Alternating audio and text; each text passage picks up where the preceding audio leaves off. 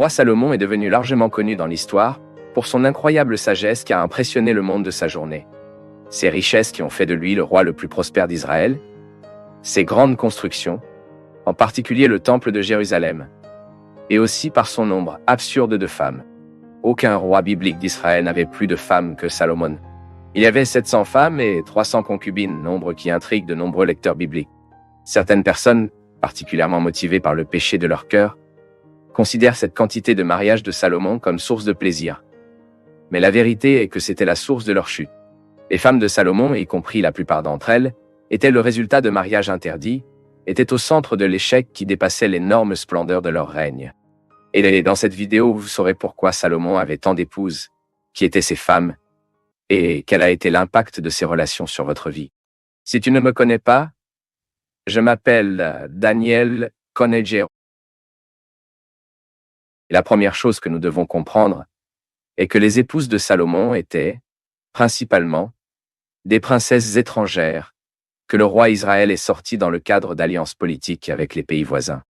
Bien que cette stratégie soit courante dans l'Antiquité pour établir des traités de paix, il a apporté de graves conséquences spirituelles à Salomon et au royaume d'Israël. Dans l'ère de l'Ancien Testament, il était courant que les rois et les dirigeants aient diverses épouses et concubines. Ce comportement a été observé dans plusieurs nations de l'Ancien Proche-Orient. Même il y a des enregistrements de rois de l'Antiquité qui avaient beaucoup plus de femmes que de Salomon, dépassant plus de 2000 épouses et concubines dans leur harems. En Israël, cette pratique d'avoir plus d'une femme, bien que ce ne soit pas la norme idéale établie par Dieu depuis le début, a été tolérée et même réglementée dans certains aspects par la loi mosaïque. Le roi David, père de Salomon, avait plusieurs épouses et concubines, et il est possible que Salomon ait hérité de certains d'entre eux dans le cadre du vrai harem. Ce comportement a également caractérisé la vie de famille du roi Roboam, le fils de Salomon, car il avait 18 femmes et 60 concubines. Généralement, de vraies relations avec plusieurs femmes étaient des alliances de mariage qui faisaient partie des stratégies politiques du royaume. De toute évidence, Salomon a beaucoup utilisé ce type de ressources pour étendre son royaume et renforcer sa diplomatie. La preuve de cela est le fait que pendant le règne de Salomon, le royaume d'Israël n'a pas eu à faire face à d'importantes menaces étrangères. Cependant, la Bible semble également indiquer que les mariages de Salomon avaient non seulement des fins politiques. L'écrivain biblique du premier livre des rois, chapitre 11, enregistre que le roi Salomon a rejoint ses femmes avec amour, c'est-à-dire apparemment Salomon à tout le moins, une sorte de sentiment charnel envers leurs femmes et leurs concubines. En d'autres termes, il semble que Salomon était marié pour la politique, d'autre part, il a également épousé le désir, au point que son implication physique et émotionnelle avec ses nombreuses femmes lui a fait oublier le Seigneur.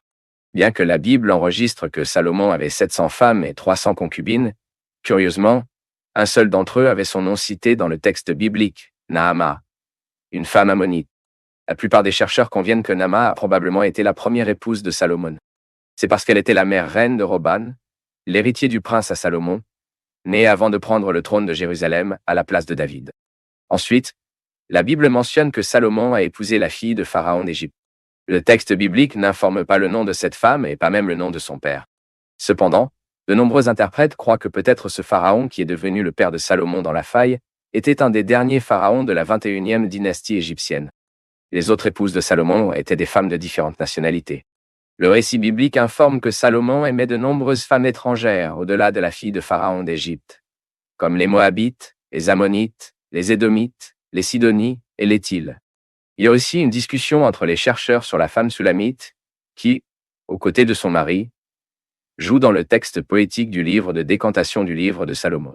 Depuis la position la plus largement acceptée dans la tradition judéo-chrétienne, soutient que Salomon a écrit ce livre. Beaucoup comprennent que son texte décrit l'amour romantique entre Salomon et sa femme la plus aimée. L'identité de cette mystérieuse femme n'est jamais révélée dans le texte biblique, et elle est décrite simplement comme une jeune femme à la campagne. Mais quelques érudits interprètent ce texte poétique différemment, et voient dans le livre trois protagonistes. Jeune Sulamita, un berger et un roi. Alors ces chercheurs soutiennent que, si c'est correct, le roi cité dans la poésie était une sorte d'intrus dans le véritable amour entre la jeune femme et le pasteur. Et s'il est entendu que Salomon était ce roi, alors son amour pour la femme Sulamite serait plus pour un sentiment non récompensé. En tout cas, la compréhension la plus commune est vraiment qu'elle était la femme que Salomon aimait le plus entre ses 700 femmes et 300 concubines. Mais malgré cette quantité de femmes, il y a eu un avertissement important contre la multiplication excessive des épouses en Israël, en particulier pour les rois de la nation. Comme nous avons lu dans le chapitre 17 et le verset 17, Salomon était sans aucun doute le roi qui méprisait le plus cet avertissement. De plus, il y avait également une interdiction claire des mariages étrangers au sein de la communauté des alliances. Cela signifie que le mariage avec des femmes étrangères ne doit pas être adopté parmi les habitants d'Israël. Il s'agissait cependant d'une autre recommandation divine que Salomon a ignorée. L'interdiction contre les mariages étrangers en Israël devait être. Ce danger était réel, et malheureusement, les Israélites sont tombés dans ce genre d'erreur à plusieurs reprises tout au long de leur histoire, comme lorsqu'ils ont été attirés par l'immoralité moabite à l'époque de Moïse. Les nombreuses épouses de Salomon n'étaient pas seulement des chiffres dans sa cour. Ils ont également joué un rôle important dans leur vie et leurs décisions.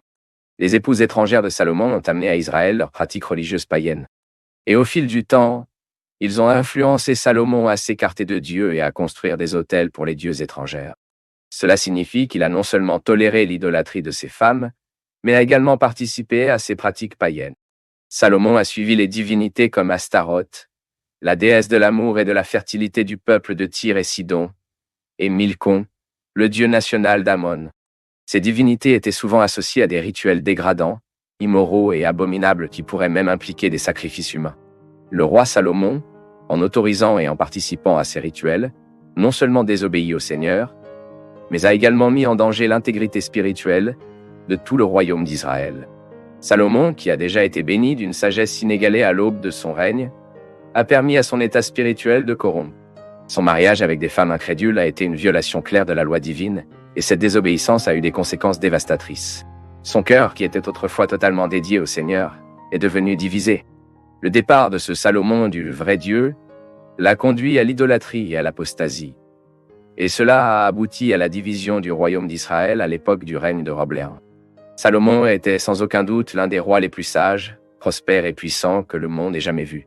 Cependant, ironiquement, il a oublié que la véritable essence du succès de son règne n'était pas dans sa réussite matérielle, mais dans son engagement spirituel envers le Seigneur. Salomon a permis à son amour charnel de ses épouses incrédules pour surmonter son amour pour Dieu. La Bible ne cache pas les faiblesses et les erreurs de leurs héros. L'histoire biblique est pleine d'exemples de grands hommes qui ont échoué. Salomon n'a pas fait exception.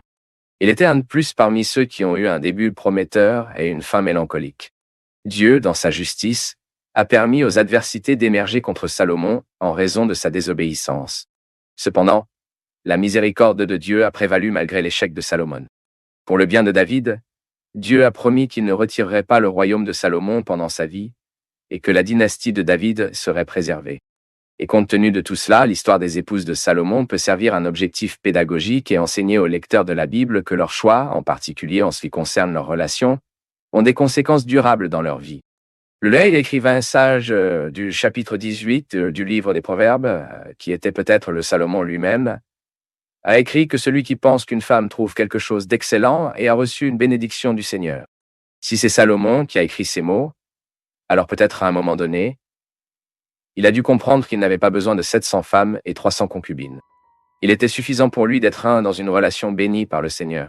En tout cas, s'il avait suivi ses conseils tout au long de sa vie, il n'avait peut-être jamais oublié que la véritable force est le succès d'un homme résidant dans sa fidélité à Dieu. Maintenant, écrivez dans les commentaires si vous saviez déjà combien d'épouses Salomon avait. Et si vous souhaitez approfondir les connaissances bibliques réelles, étudiez la théologie avec nous à travers des leçons vidéo, des documents, 100% en ligne, et certifiés à la fin. Les informations sont dans la description de la vidéo et le premier commentaire fixé.